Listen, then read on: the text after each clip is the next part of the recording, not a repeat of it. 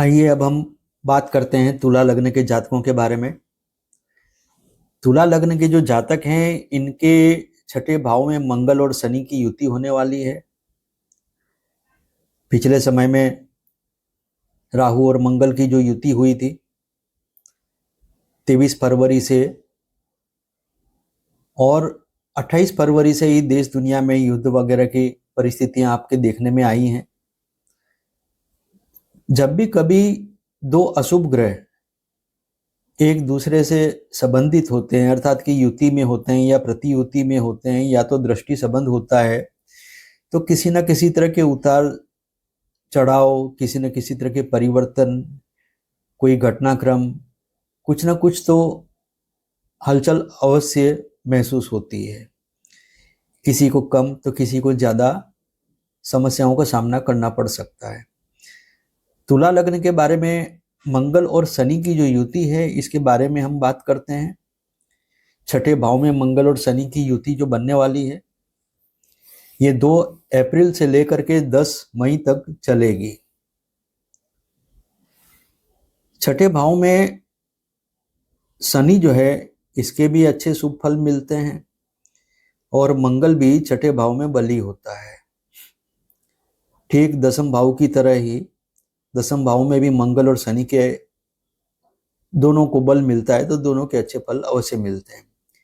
लेकिन यहाँ पर एक कॉन्फ्लिक्ट जरूर रहता है, क्योंकि दोनों विरोधाभासी ग्रह हैं, चाहे वो दसम में हो या षष्ठ भाव में हो। मंगल और शनि दोनों एक दूसरे के विपरीत स्वभाव वाले ग्रह हैं, तो यहाँ पर आपको कई तरह की अनुकूलताएं और कई तरह की प्रतिकूलताएं दोनों का सामना करना पड़ेगा। तुला लग्न के लिए शनि जो है योग कारक ग्रह हैं, जो कि छठे स्थान में बहुत लंबे समय तक चलने वाले हैं, और मंगल जो है ये 2 अप्रैल से 10 मई तक में अपना सफर पूरा करेंगे। जब आरंभ होगा मंगल का शनि के साथ युति में, तो पूर्वा भाद्रपद जो गुरु का नक्षत्र है उसके चतुर्थ चरण अर्थात कि कर्क नवांश में है। कर्क नवांश का स्वामी चंद्र है, आप सभी जानते हैं। 2 अप्रैल से 6 अप्रैल तक ये चलेगा, अर्थात कि दसम भाव से संबंधित आपको, क्योंकि कर्क नवांश जो है ये आपके दसम भाव में कर्क राशि आती है, तो यहाँ पर नौकरी में आपके लिए किसी तरह के कोई बदलाव होना, कुछ एक्स्ट्रा बर्डन आपके सामने आना, इस तरह की समस्याएं आपके सामने आ सकती है, लेकिन वो रहेंगी आपके लिए लाभकर्ता, क्योंकि शनि योग कारक है, मंगल भी छठे भाव में कुछ अच्छे फल देने के लिए बाध्य है, और दसम नवांश में अर्थात कि कर्क नवांश में जब मंगल का गोचर रहेगा तो यहाँ पर कुछ ना कुछ अच्छा किए बिना उसको चैन नहीं आएगा, अर्थात कि वो जरूर कुछ अच्छा भी करेगा। उत्तरा भाद्रपद नक्षत्र जो है ये शनि का नक्षत्र है। प्रथम चरण जो है ये सूर्य का सिंह नवांश आता है, आपका लाभ नवांश आ गया। लाभ नवांश में जब मंगल का गोचर भ्रमण होगा 6 अप्रैल से लेकर के 11 अप्रैल तक, तो यहाँ पर मंगल जो है तुला लग्न के लिए और शनि के लिए, दोनों के लिए कुछ कष्टकर्ता ग्रह तो अवश्य साबित होता है। और लाभ नवांश में अर्थात कि कहीं ना कहीं आपको लाभ से संबंधित ही किसी तरह की परेशानी आएगी, या तो आपका कोई रुका हुआ जो काम है वो आपको कुछ लाभ नहीं दे पाएगा, या फिर नया कोई काम आप करने जा रहे हैं और उस काम में जो आपको अपेक्षा है उस तरह से आपको लाभ की प्राप्ति नहीं होगी। लेकिन जो भी काम है वो भविष्य में किसी न किसी तरह का, अर्थात कि कई बार क्या होता है कि कोई काम फेल हो गया, लेकिन फेल होने के बाद में भी उससे जो एक्सपीरियंस मिलता है वो भविष्य में कभी फ्रूटफुल होता है। तो यहाँ पर इस तरह की बातें आपके सामने आ सकती है। उत्तरा भाद्रपद नक्षत्र का जो द्वितीय चरण है ये कन्या नवांश है, आपका ये व्यय नवांश आ गया। यहाँ पर 11 अप्रैल से 15 अप्रैल तक का जो टाइम है, इस समय काल में विदेश से संबंधित, व्यय से संबंधित कई तरह की घटनाएं आपके सामने प्रस्तुत होंगी। यदि आप किसी तरह का इंपोर्ट या एक्सपोर्ट का काम कर रहे हैं तो आप अपने आप को बंधन में महसूस करेंगे, आपका काम रुका हुआ महसूस आपको हो सकता है।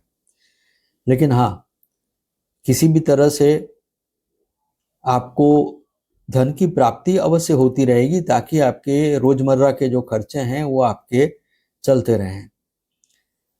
उत्तरा भाद्रपद जो नक्षत्र है इसका तृतीय चरण ये शुक्र का तुला नवांश हो जाता है, अर्थात कि आपका लग्न नवांश हो गया। यहाँ 15 अप्रैल से 19 अप्रैल तक का जो टाइम है, इस समय काल में आपको कोई शुभ समाचार प्राप्त हो सकता है या आपको कुछ तसल्ली हो जाए, आपको कुछ सुकून मिल जाए, इस तरह का कोई काम आपका संपन्न हो सकता है।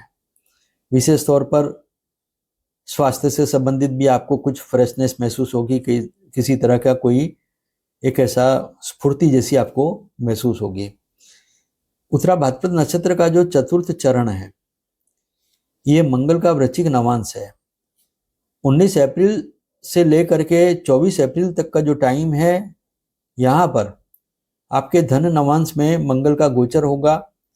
धन नवांश अर्थात कि ये जो वृश्चिक नवांश है ये वृश्चिक राशि आपके धन भाव में आती है।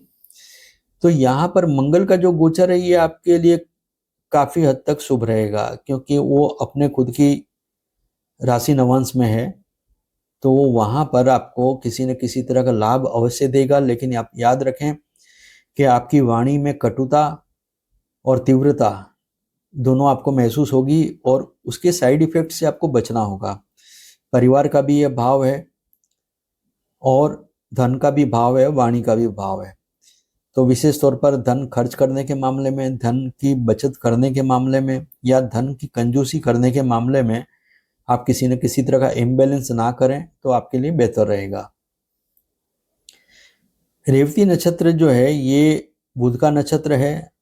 बुध आपका व्ययेश है और भाग्येश भी है और धनु नवांश में मंगल का गोचर रहेगा 24 अप्रैल से लेकर के 28 अप्रैल तक। यहां पर आप एक बात देखेंगे कि कुछ काम ऐसे हैं जिनके लिए आप प्रयास करना चाहते हैं, लेकिन लास्ट मोमेंट पे वो काम आपके टेबल से हट जाएगा, अर्थात कि आपके दिमाग में से उसको आपको निकालना पड़ेगा और कोई दूसरा काम आपके सामने आकर के खड़ा हो जाएगा। क्योंकि मंगल धनु नवांश में कुछ ना कुछ परिवर्तन, कुछ ना कुछ जिसे हम कहेंगे कि रिकंस्ट्रक्शन करवाते हैं। तो मंगल जो है ये कुछ नया काम, कोई नया इम्प्लीमेंटेशन आपके हाथों से करवाएंगे। यहाँ पर आपके मित्रों के साथ में, छोटे भाई बहनों के साथ में किसी तरह का कोई मतभेद जो है वो यहाँ पर जागृत हो सकता है, लेकिन वो क्षणिक होगा, वो लंबे समय तक नहीं चलेगा। किसी गलतफहमी के कारण या कभी किसी के स्वभाव के चलते आपको कुछ प्रतिकूलता महसूस होगी, लेकिन आप उसको ओवरटेक कर जाएंगे। रेवती नक्षत्र का जो द्वितीय चरण है ये मकर नवांश होता है। मकर राशि आपके चतुर्थ भाव में आती है। 24 अप्रैल से लेकर के 28 अप्रैल तक का जो 28 अप्रैल से लेकर के 2 मई तक मकर नवांश में मंगल ग्रह चलने वाले हैं। यहाँ पर भूमि से संबंधित, माता से संबंधित आपके कोई महत्वाकांक्षा मन में चल रही है, आपके मन में कोई प्लानिंग चल रहा है, उससे संबंधित किसी तरह का कोई इम्प्लीमेंटेशन आपका जरूर होगा। यहाँ पर ये एक बात अवश्य देखने में आएगी कि किसी भी पिछली कोई बात को लेकर के आपके मन में किसी तरह का कोई एक ऐसी कुंठा जाग गई है या किसी तरह का कोई एक भय आपके मन में है, तो वो यहाँ पर दूर होगा और कोई नया साहस, कोई नया जोश आपको महसूस होगा और कोई अच्छा नया साहस आप करने के लिए कैपेबल होंगे। रेवती नक्षत्र का जो तृतीय चरण है ये कुंभ नवांश है। कुंभ नवांश यानी कि आपका जो पंचम भाव आ जाता है। यहाँ पर 2 मई से लेकर के 7 मई तक का जो टाइम है, यहाँ पर मंगल का गोचर रहेगा। मंगल आपके लिए एक तरह से मारक का काम करता है, क्योंकि दो मारक भावों का स्वामी है। छठे भाव में ये कुछ सुफल देने के लिए बाध्य है, लेकिन वहां पर भी उसका परम शत्रु शनि उपस्थित है, जो कि तुला लग्न के लिए वो योग कारक बन जाता है। तो कुंभ नवांश में जब मंगल आएगा तो यहाँ पर जरूर किसी न किसी प्रकार की जल्दबाजी, उद्विग्नता, या एक जिसे हम कहते हैं कि ज्यादा तीव्र मिजाज वो दे करके किसी न किसी तरह के काम में विक्षेप खड़ा करना। जीवन साथी के साथ तालमेल आपका बेहतर होने लगा था, लेकिन ये इस समय काल में कुछ ना कुछ आपसे ऐसा व्यवहार हो जाएगा कि जिसके कारण आपको फिर से थोड़ा सा पीछे हटना पड़ेगा और आपको परेशानी का सामना करना पड़ेगा। संतान से संबंधित भी आपको कुछ प्रतिकूलताओं का अनुभव अवश्य हो सकता है। इसके बाद में आता है रेवती का जो चतुर्थ चरण है, ये गुरु का मीन नवांश है। 7 मई 26 से लेकर के 10 मई 26 तक मंगल का गोचर जो है मीन नवांश में रहेगा, अर्थात कि षष्ठ नवांश में। षष्ठ नवांश में मंगल का जो गोचर है ये नौकरी से संबंधित किसी तरह की कोई खास, कोई आपने एक टारगेट लिया हुआ है कि इस टारगेट को पूरा करना है, कोई चैलेंजिंग आपने जॉब जो है वो आपने एक्सेप्ट की है कि मुझे इसमें अपना एक अचीवमेंट चाहिए, तो उसके लिए ये अनुकूलता देने वाला समय काल अवश्य रहेगा। एक बात आपको याद रखनी होगी कि 8 मार्च से लेकर के 11 अप्रैल तक शनि ग्रह जो है वो अस्त चलने वाले हैं। तो विशेष तौर पर 8 मार्च से लेकर के 11 अप्रैल तक यदि आप किसी निर्णय को टालना चाहते हैं और टाल सकते हैं तो अवश्य उसको टालिएगा, क्योंकि शनि जो है आपके लिए योग कारक ग्रह है, वो अस्त है। तो धैर्य की कमी होना, किसी बात को बहुत अच्छे से ऑब्जर्व नहीं कर पाना, ये सब समस्याएं आपके सामने आ सकती है। शनि सैडनेस को रिप्रेजेंट करता है, मंगल जो है एग्रेशन को रिप्रेजेंट करता है। छठे भाव में शनि और मंगल की जो युति है ये कभी आपको एकदम उदासीन बना देगी और कभी यह हो सकता है कि आपको एकदम से बूस्ट करे। तो इस तरह का जो भी कोई इम्बैलेंस हो उससे आप बचेंगे तो ज़्यादा बेहतर रहेगा। इस समय काल में जो भी आपके कार्य हैं, खास करके नौकरी से संबंधित कार्य हैं, तो उसमें किसी तरह की अड़चन आना संभव हो सकता है। जीवन साथी के साथ में किसी तरह का कोई मतभेद चल रहा है तो उसके सुलझने में कुछ और अड़चनें पैदा हो सकती हैं। ईगो के कारण आपका कई ऐसे लोगों से टकराव हो सकता है कि जो किसी भी हालत में होना नहीं चाहिए था। शारीरिक दृष्टि से देखें तो फीवर, इन्फेक्शन, इसकी समस्याएं आपके सामने आ सकती है। व्यर्थ की दौड़धाम हो सकती है। संतान के स्वास्थ्य में भी उतार चढ़ाव इस समय काल में आपको देखने में आ सकता है। तो मंगल और शनि की जो युति है इस समय काल में खास करके आप जितना सावधानी रखेंगे ज़्यादा अच्छा रहेगा। शनि यदि जन्म कुंडली में पीड़ित है तो इस समय काल में फ्रैक्चर होना, सर्जरी होना, ऐसी संभावनाएं भी अवश्य बन सकती है। यदि जीवन में और भी कुछ समस्याएं चल रही हैं पहले से, तो इस समय काल में आप महादेव के शिवलिंग पर जलार्पण करें, आपके लिए बहुत अच्छा उपाय रहेगा। आइए अब हम बात करते हैं वृश्चिक लग्न के जातकों के बारे में। मंगल और शनि की युति जो 2 अप्रैल से लेकर के 10 मई तक चलने वाली है, इसके बारे में हमारा ये एक श्रृंखला चल रही है। वृश्चिक लग्न को जो स्वामी है वो मंगल है और शनि जो है इस लग्न के लिए, लग्न के स्वामी के लिए भी काफी प्रतिकूल स्वभाव रखता है। पिछले समय में मंगल और राहु की युति हुई थी। 23 फरवरी से मंगल और राहु की युति हुई। 28 फरवरी से युद्ध का आरंभ हुआ। देश दुनिया में कई तरह के कुछ दुष्प्रभाव देखने में आ रहे हैं। तो जब भी कोई दो अशुभ ग्रहों का संबंध बनता है, चाहे वो प्रतियुति में हो, युति में हो, दृष्टि संबंध हो, तो किसी न किसी तरह का घटनाक्रम, किसी न किसी तरह की हलचल देश दुनिया में अवश्य देखने में आती है। यहाँ मंगल और शनि की युति जो है पंचम भाव में बनने वाली है। पंचम भाव जो है ये विशेष तौर पर हर इंसान के लिए तो एक महत्वपूर्ण भाव है ही, और खास करके जो विद्यार्थी लोग हैं उनके लिए भी ये एक विशेष भाव बनता है। जब मंगल वृश्चिक लग्न में पंचम भाव में प्रवेश करेगा तो उस समय में ये पूर्वा भाद्रपद नक्षत्र के चतुर्थ चरण में अर्थात कि कर्क नवांश में प्रवेश करने वाला है और 2 अप्रैल से लेकर के 6 अप्रैल तक यहाँ चलने वाला है। कर्क नवांश जो है ये आपका भाग्य भाव है। भाग्य भाव में आपके कर्क राशि है। मंगल लग्नेश होकर के जब कर्क नवांश में गोचर करेगा तो इसके जो शुभ फल हैं उसमें कुछ न्यूनता अवश्य देखने को मिलेगी, क्योंकि कर्क राशि जो है इसके लिए नीचस्थ राशि है। लेकिन लग्नेश है, लग्नेश का अपना बल है। लग्नेश का नवम भाव के अंश में, नवांश में जो गोचर है अर्थात कि कर्क नवांश में जो गोचर है ये आपके लिए किसी तरह के कोई परिवर्तन को अवश्य दिखाता है, लेकिन ये परिवर्तन जो है आपके लिए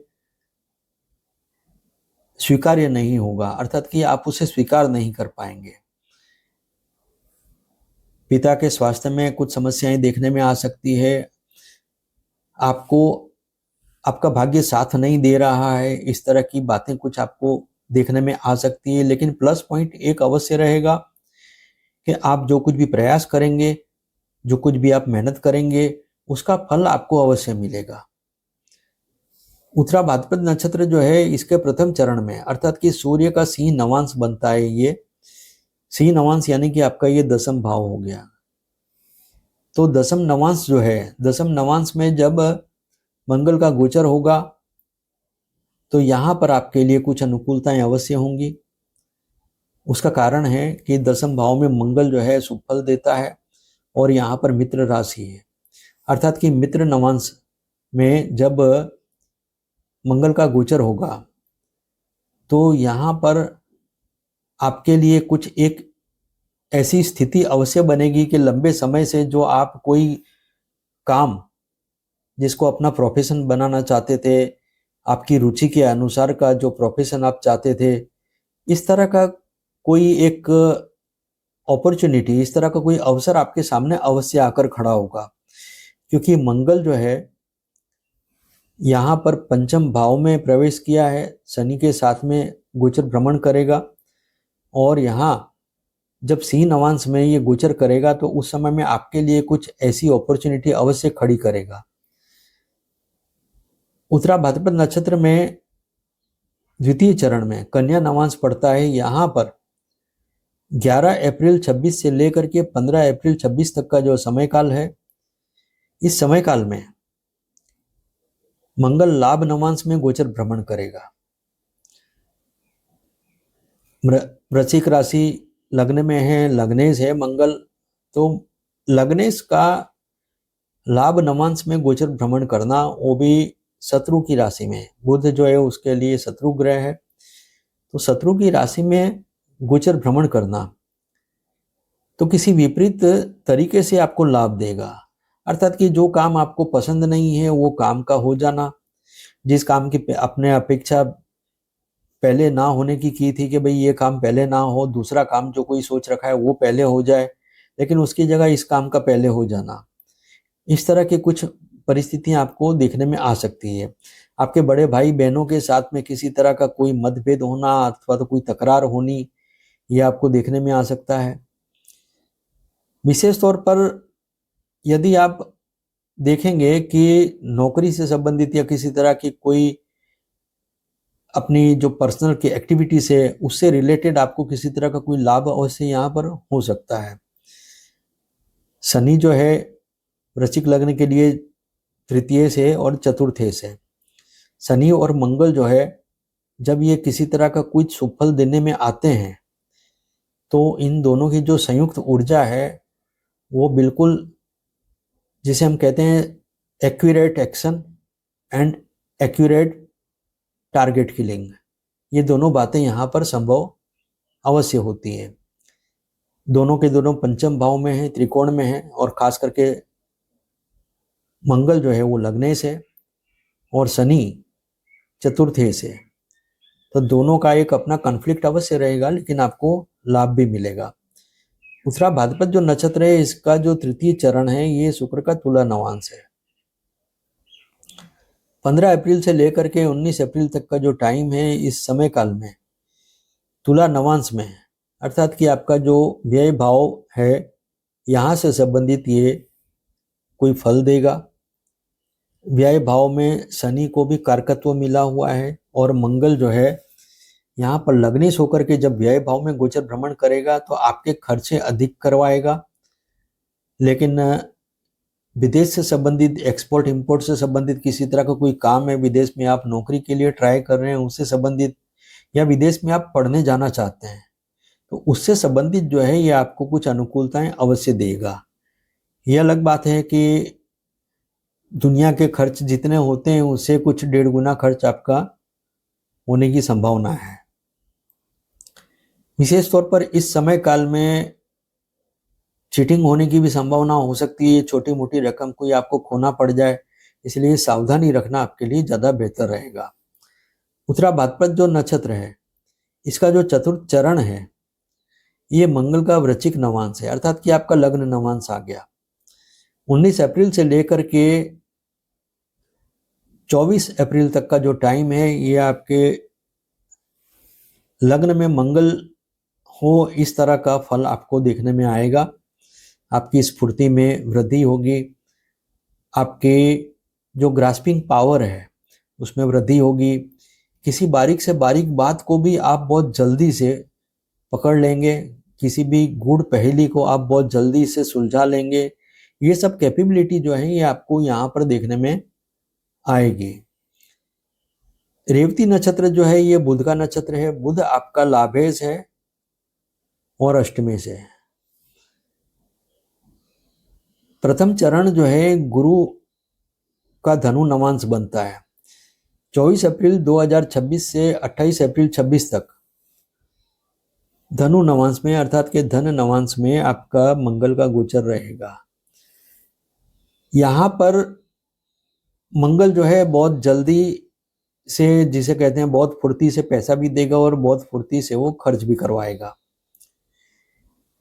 क्योंकि मंगल जो है वो लग्नेश भी है और षष्ठेश भी है, और साथ ही धन भाव में, अर्थात कि धनु राशि में, धनु नवांश में जब मंगल का गोचर होगा तो धनु नवांश में या धनु राशि में जब भी किसी ग्रह का गोचर होता है तो एक बात आप मान के चलिए कि उसकी स्पीड जो है वो किसी भी प्रकार का फल देने की, चाहे वो अच्छा हो बुरा हो, उसकी स्पीड बहुत ज़्यादा बढ़ जाती है।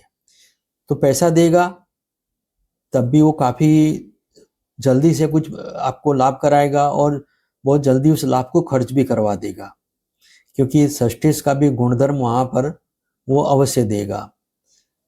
तो यहाँ पर इस बात का आपको ध्यान रखना है, यदि उस समय में आपको कोई धन का लाभ होता है और आप उसको बचा लेते हैं तो आप उस सेविंग्स का आनंद ले सकेंगे।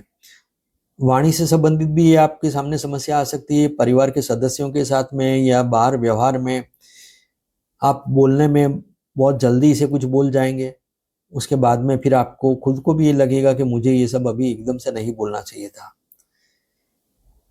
रेवती नक्षत्र बुध का नक्षत्र है, शनि का यहाँ मकर नवांश बन जाता है। मकर नवांश में मंगल का जो गोचर भ्रमण है ये आपके लिए कुछ फेवरेबल रहेगा, क्योंकि मकर राशि में मंगल जो है उच्च का होता है, तृतीय भाव जो है मंगल के कारकत्व में भी आता है।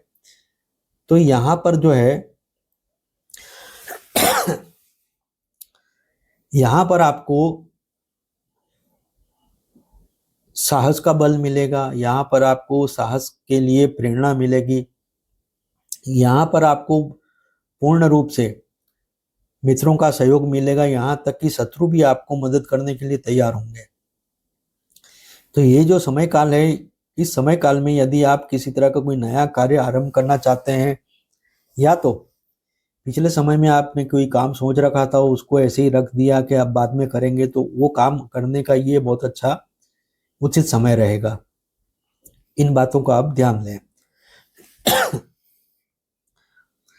उसके बाद में हम रेवती नक्षत्र के तृतीय चरण में आते हैं। शनि का यहाँ कुंभ नवांश बनता है, अर्थात कि आपका ये चतुर्थ नवांश।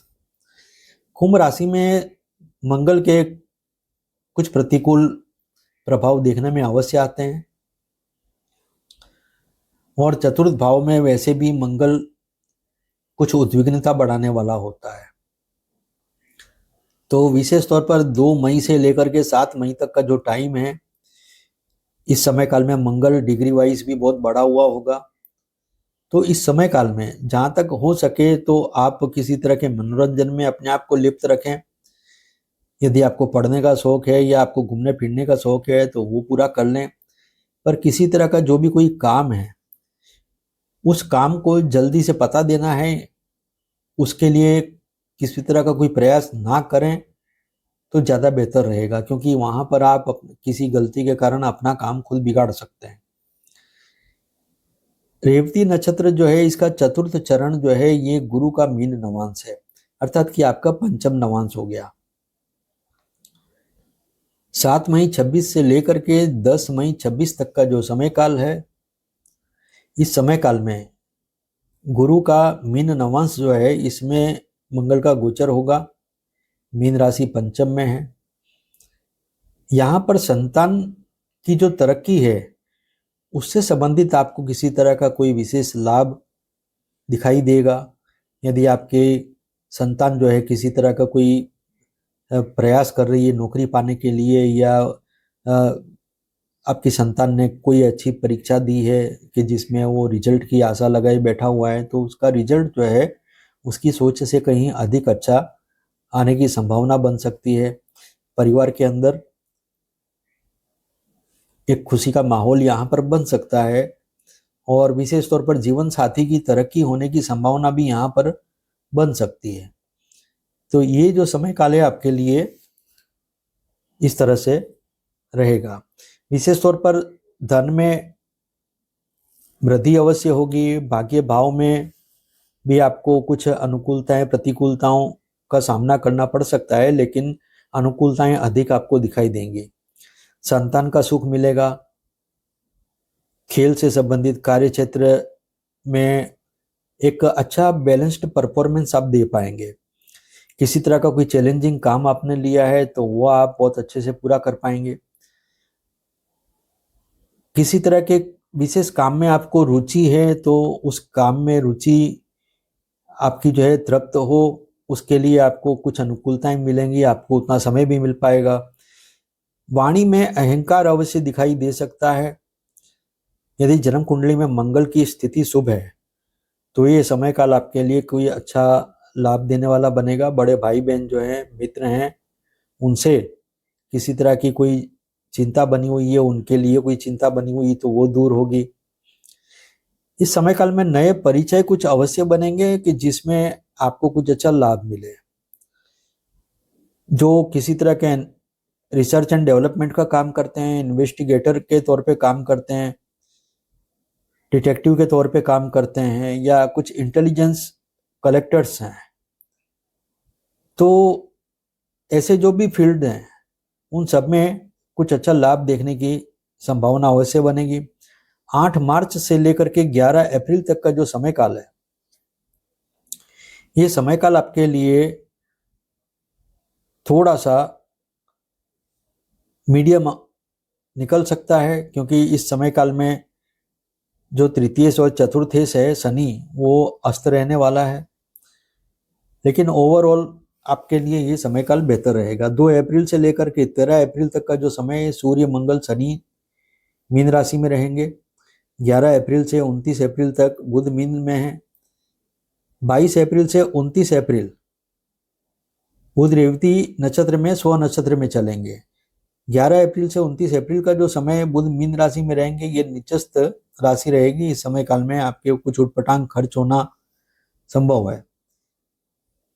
19 अप्रैल से शुक्र वृषभ राशि में गोचर भ्रमण करेंगे सप्तम भाव में, तो कुछ सामाजिक सुख का, वैवाहिक सुख का कुछ आनंद आपको अवश्य यहाँ मिलेगा। वृश्चिक लग्न के जो जातक हैं, इनके जीवन में यदि किसी तरह की कोई समस्या चल रही है तो हनुमान चालीसा पढ़ें, सुंदरकांड पढ़ें, आपके लिए बहुत ज़्यादा बेहतर रहेगा। आइए अब हम देखते हैं धनु लग्न के जो जातक हैं, इनके जीवन में मंगल और शनि की युति का क्या कुछ प्रभाव देखने में आएगा। पिछले समय में मंगल की युति जब राहु से हुई थी 23 फरवरी से, तो आपने सबने महसूस किया है, देखा है कि कई तरह के उतार चढ़ाव देखने में आए हैं देश दुनिया में। 23 फरवरी से मंगल राहु से कनेक्ट हुआ और 28 फरवरी से अमेरिका ईरान का युद्ध शुरू हो गया वहाँ पर, और कई देशों में कई तरह के प्रभाव भी देखने में आ रहे हैं। तो उसी तरह से जब भी कोई 2 अशुभ ग्रह किसी प्रकार से संबंध में आते हैं तो कुछ ना कुछ उतार चढ़ाव देना, किसी घटनाक्रम को अंजाम देना या किसी तरह का कोई परिवर्तन करना, ये सब देखने में अवश्य आता है। धनु लग्न के जो जातक है, इनके लिए मंगल एक योग कारक ग्रह हो जाता है और विशेष तौर पर पंचमेश बनता है। तो मंगल का गोचर अपने शत्रु ग्रह शनि के साथ में चतुर्थ भाव में ये क्या रहेगा, इसको समझते हैं। 2 अप्रैल से पूर्वा भाद्रपद नक्षत्र के चतुर्थ चरण में, अर्थात कि चंद्र के कर्क नवांश में मंगल का गोचर आरंभ होगा मीन राशि में, जहां पर शनिदेव उपस्थित हैं। 2 अप्रैल से लेकर के 6 अप्रैल तक कर्क नवांश में मंगल का गोचर भ्रमण रहेगा। अष्टम भाव में आपके कर्क राशि आती है। मंगल का गोचर भ्रमण, मंगल जो है आपके कुंडली में पंचमेश भी है और व्ययेश भी है। मूल त्रिकोण राशि पंचम में है, मेष राशि, तो पंचमेश का गुणधर्म ज़्यादा अधिक प्रभावशाली रहेगा। पंचमेश का अष्टम नवांश में गोचर भ्रमण करना आपको किसी तरह से कोई विशेष सूझबूझ देने वाला बनेगा, लेकिन याद रहे कि किसी भी प्रकार की सूझबूझ, ज्ञान, अनुभव बिना किसी तरह के संघर्ष के या घर्षण के नहीं होता है। लेकिन इस समय काल में आपको कोई ऐसी बात अवश्य जानने को मिलेगी कि जो भविष्य में आपके लिए एक सुरक्षा कवच के तौर पे काम करे, क्योंकि चतुर्थ भाव में जो मीन राशि है ये ड्यूल साइन है। तो एक पक्ष आपके लिए पॉजिटिव रहेगा और एक पक्ष जो है उसका आपके लिए नेगेटिव भी रह सकता है। मंगल जो है कई बार आपको जल्दबाजी में किसी तरह का कंफ्यूजन भी देगा, तो कई बार वो आपको एक्यूरेट डिसीजन लेने के लिए भी प्रेरित करेगा।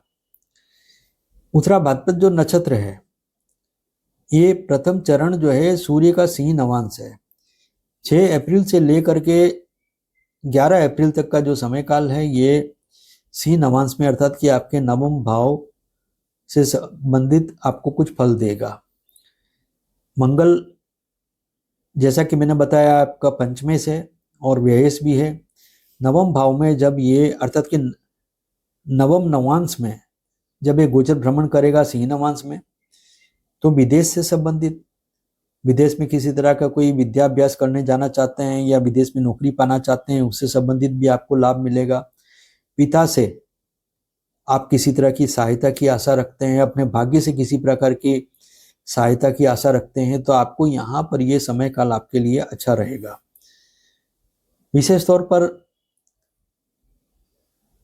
यदि पिछले समय में आपने किसी तरह की स्वास्थ्य हानि को महसूस किया है, किसी बीमारी से आप गुजरे हैं, तो ये समय काल जो है आपके लिए कुछ अच्छा अनुकूलता भरा रहेगा।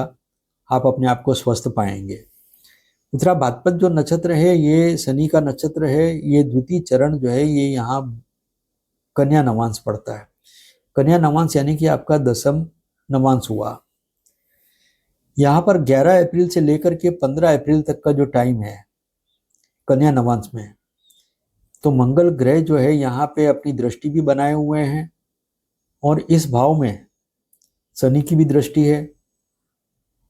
इस समय काल में नौकरी से संबंधित, कारोबार से संबंधित, व्यापार से संबंधित कुछ बातें आपके जानकारी के बिना भी घटित होंगी, जिसका आपको आश्चर्य होगा।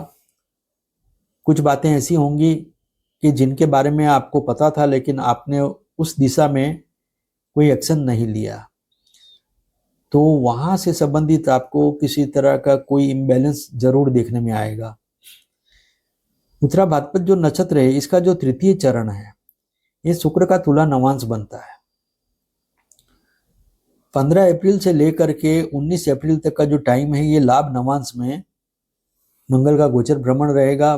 मंगल पंचमे से, और वो तुला नवांश में जब गोचर भ्रमण करेगा तो आपको बड़े भाई बहनों से किसी तरह का कोई लाभ दिलवा सकता है, नौकरी से संबंधित किसी तरह का कोई लाभ दिलवा सकता है, व्यापार में कोई बड़ा अवसर या कोई बड़ा ऑर्डर आपको मिल जाए उससे कुछ लाभ मिल सकता है। विशेष तौर पर कंस्ट्रक्शन से जुड़े हुए किसी तरह का कोई भी टेक्निकल काम करने वाले जो लोग हैं उनके लिए ये समय काल थोड़ा ज़्यादा अनुकूल रहेगा। उत्तरा भाद्रपद जो नक्षत्र है इसका जो चतुर्थ चरण है मंगल का वृश्चिक नवांश बनता है। वृश्चिक राशि आपके यहाँ पर 12वें भाव में आती है, तो यहाँ पर ये आपको विदेश यात्रा के कोई अवसर दे सकता है, विदेश से संबंधित कोई व्यापार के अवसर आपको दे सकता है, या विदेश में आप विद्याभ्यास के लिए या नौकरी के लिए जाना चाहते हैं तो उसके लिए भी ये आपको यहाँ पे अवसर मिलने की संभावना अवश्य बनती है। एक बात आपको ध्यान रखनी होगी कि चतुर्थ भाव में मंगल उद्विग्नता अवश्य बढ़ाता है, तो जल्दबाजी के चक्कर में आप किसी तरह की कोई भूल ना करें तो ज़्यादा बेटर रहेगा। माता के स्वास्थ्य में किसी तरह की परेशानी देखने में आ सकती है, और भूमि मकान से संबंधित किसी तरह का कोई नुकसान हो जाए, उसके लिए कोई विशेष खर्च करना पड़ जाए, ये भी संभावना यहाँ बन सकती है। रेवती नक्षत्र जो है ये बुध का नक्षत्र है। बुध आपका जो दशमेश है और सप्तमेश भी है। 24 अप्रैल से लेकर के 28 अप्रैल तक धनु नवांश में, अर्थात कि आपके लग्न नवांश में मंगल का गोचर भ्रमण रहेगा। इस समय काल में आपको कोई विशेष उपलब्धि अवश्य मिलेगी, कोई विशेष अनुभव आपको अवश्य मिलेगा, और विशेष तौर पर पिता से संबंधित, बड़े भाई बहनों से संबंधित किसी तरह का कोई लाभ आपको अवश्य मिलेगा, अर्थात कि उनसे पूरा सहयोग मिलेगा।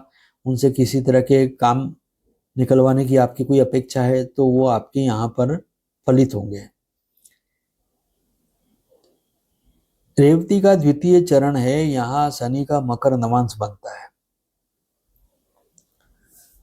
मकर राशि आपके सेकंड हाउस में है। 28 अप्रैल से लेकर के 2 मई तक मकर नवांश में मंगल का जो गोचर भ्रमण है वो आपके लिए बेहतर रहेगा,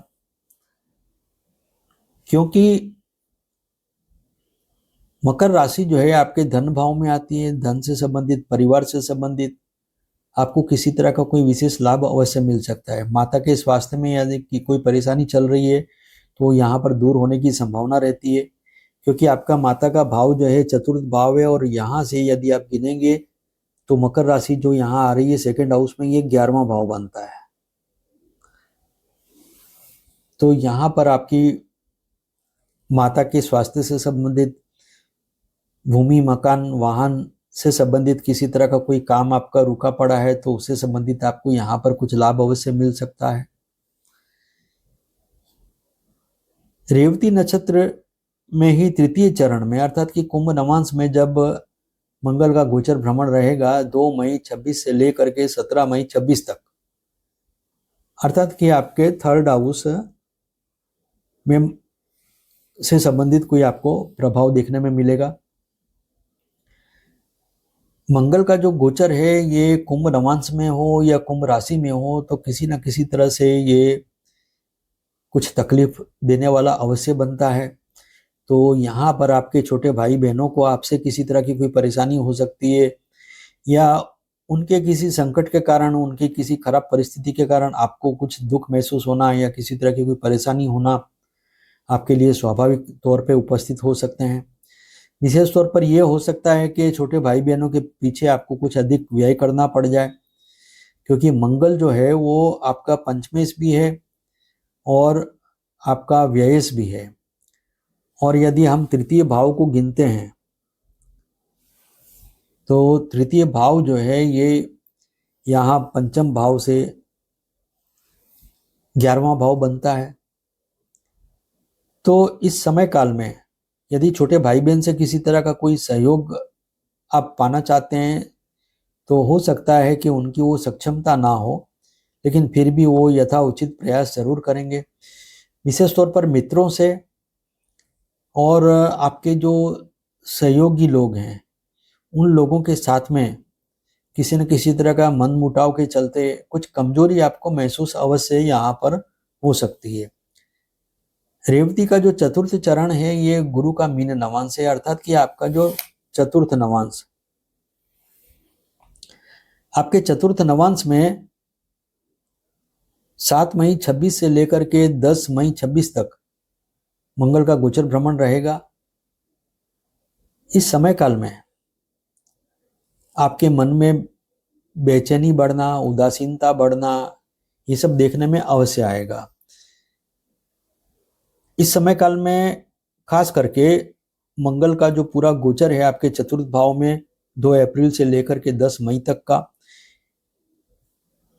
इस पूरे समय काल के अंदर आपको एक बात का विशेष ध्यान रखना पड़ेगा कि किसी भी तरह का कोई काम निकलवाने के लिए आप किसी भी गलत इंसान के चक्कर में ना फंसें, क्योंकि ये समय आपका मंगल और शनि जो चतुर्थ भाव में है ये आपके मन को बेचैन करके, निरुत्साहित करके किसी गलत शक्तियों के प्रति आप समर्पण कर बैठें और किसी गलत व्यक्ति के सामने आप सर झुका लें और गलत व्यक्ति के साथ में आकर के कोई गलत काम कर लें, ऐसी संभावनाएं भी यहाँ बन सकती है। आपकी जरा सी भी भूल आपको किसी प्रकार का दंड अवश्य देगी, तो यहाँ पर आपको ध्यान रखना होगा। 8 मार्च से लेकर के 11 अप्रैल तक शनि ग्रह जो है ये अस्त चलने वाले हैं, तो विशेष तौर पर आप में धैर्य की कमी होना, आपका ऑब्जर्वेशन कम हो जाना, ये सब बातें आपको देखने में आ सकती है। शनि और मंगल की जो युति है इसमें आप एक बात समझ करके चलें, शनि सैडनेस रिप्रेजेंट करता है, उदासीनता देता है, और मंगल जो है एग्रेशन, अर्थात कि वो क्रोध देता है, आवेश देता है, उत्तेजना देता है। आपको बैलेंस बना करके चलना होगा।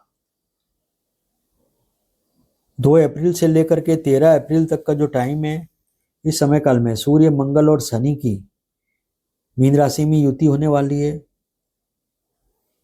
सूर्य और मंगल दोनों ही शनि के परम शत्रु हैं। 11 अप्रैल से 29 अप्रैल तक बुध जो है मीन राशि में अर्थात कि नीचस्थ चलने वाले हैं, तो यहां पर आपको जो है ध्यान रखना होगा। 22 अप्रैल से लेकर के 29 अप्रैल बुध रेवती नक्षत्र में स्व नक्षत्र में चलेंगे। बुध आपका सप्तमे से 10वें से, इस समय काल में आपके लिए कुछ पॉसिबिलिटी ज़्यादा अच्छी रहेगी। 19 अप्रैल से शुक्र जो है वो वृषभ में अर्थात कि 6th हाउस में स्वराशि में चलेंगे। नौकरी से संबंधित आपके लिए कुछ अनुकूलता रहेगी, और विवाह से संबंधित यदि आपका विवाह नहीं हुआ है तो विवाह की बातें शुरू होने की संभावना भी यहाँ बन सकती है। यदि आप जीवन में किसी और परेशानी से जूझ रहे हैं तो आप गुरु के बृहस्पति गायत्री मंत्र का जो जाप करेंगे तो आपके लिए बहुत ज़्यादा बेहतर रहेगा। आइए अब हम बात करते हैं मकर लग्न के जातकों के बारे में। मंगल और शनि की जो युति होने वाली है 2 अप्रैल 2026 से 10 मई 2026 तक, तो मंगल और शनि इन दोनों की युति के क्या कुछ प्रभाव दुष्प्रभाव देखने में आएंगे, इसकी हम चर्चा करेंगे। पिछले समय में आपने देखा है कि मंगल और राहु की जो युति हुई थी उस समय काल में 23 फरवरी से मंगल की युति राहु के साथ हुई। 28 फरवरी से युद्ध का आरंभ हुआ अमेरिका और ईरान का, साथ में कई देशों के ऊपर संकट मंडरा रहे और साथ ही कई तरह की परेशानियों का सामना देश दुनिया को करना पड़ रहा है।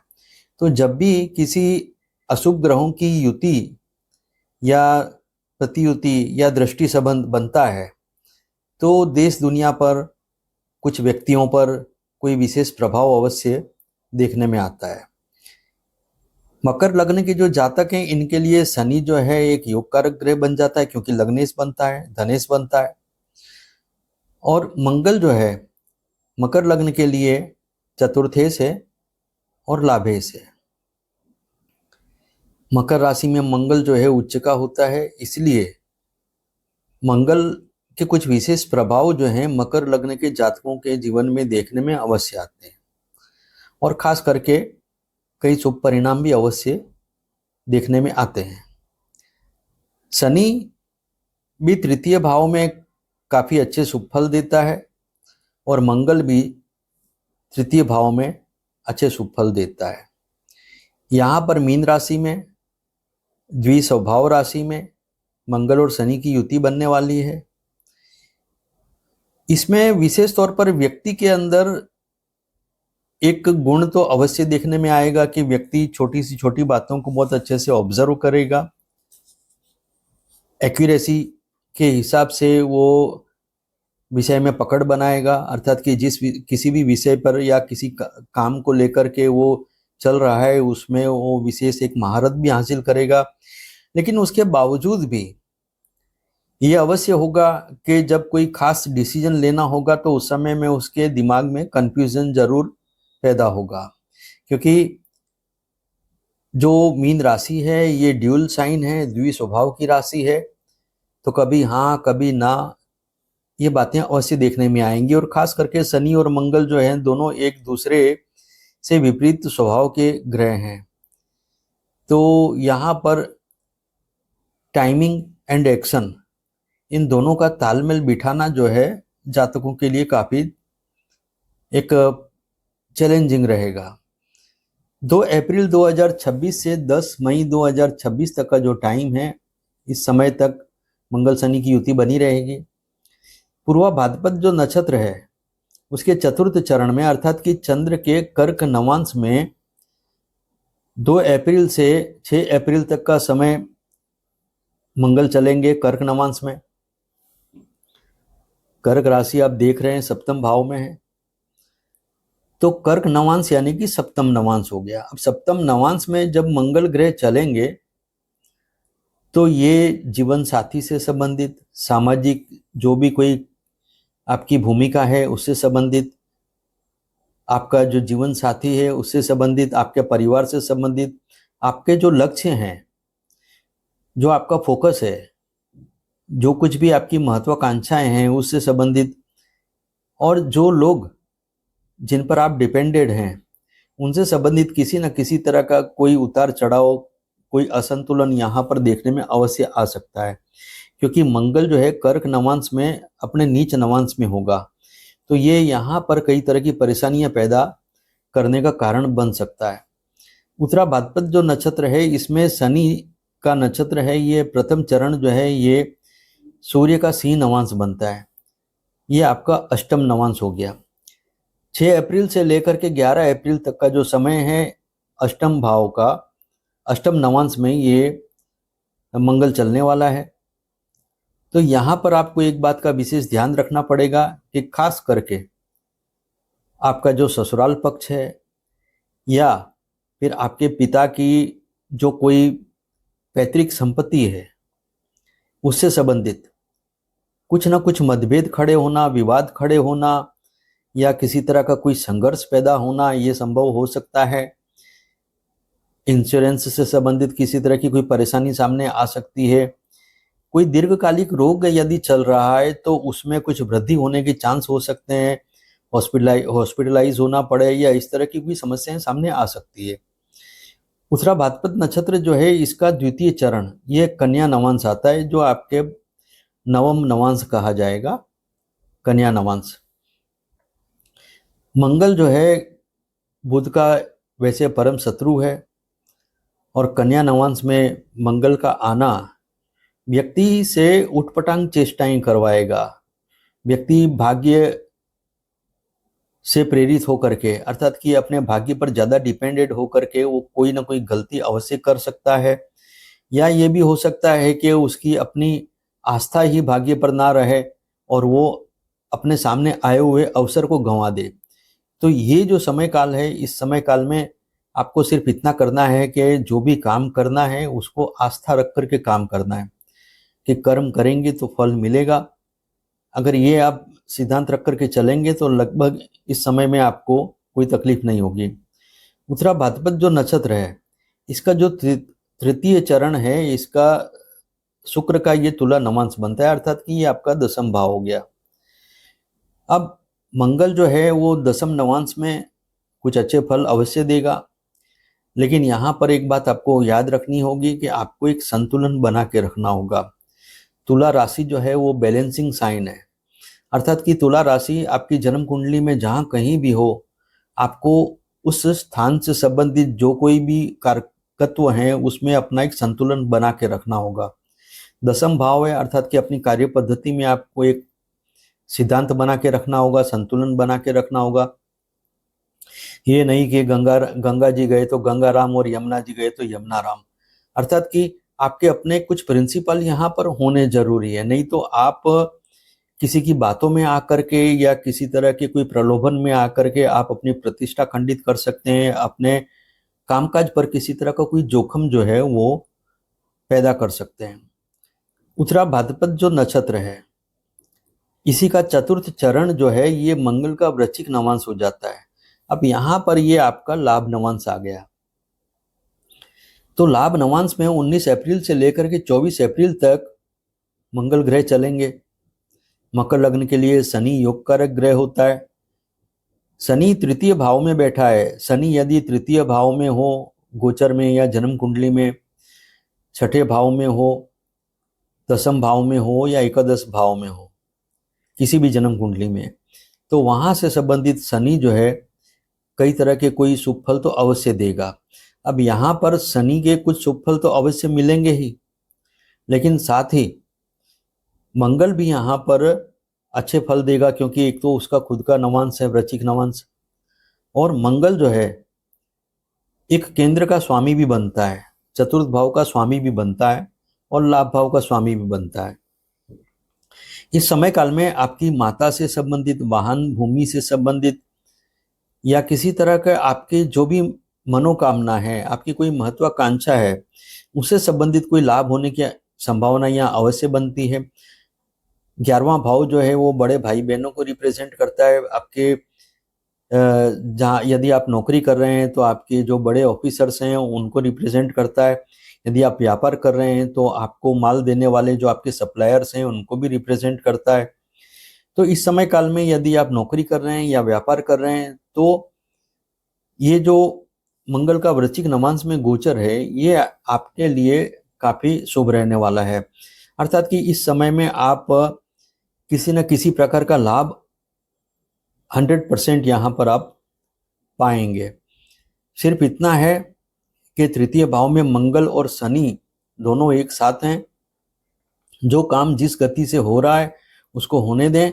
यदि जल्दबाजी करने गए, धैर्य की कमी दिखाई दी, उतावलापन दिखाया, तो आपके लिए परेशानी पैदा हो सकती है या आपको मिलने वाले लाभ में कमी हो सकती है, उसका आकार प्रकार छोटा हो सकता है।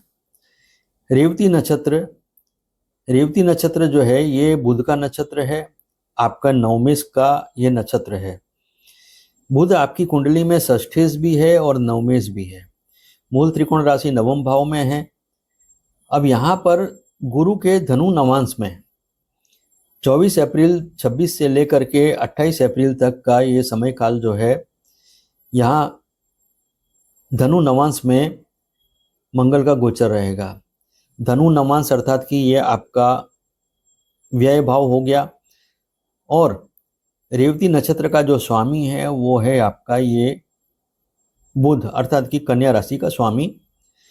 तो यहाँ पर आप देखेंगे कि मंगल का जो गोचर भ्रमण है वो आपके लिए विदेश से संबंधित कोई द्वार खोलने वाला बन जाएगा।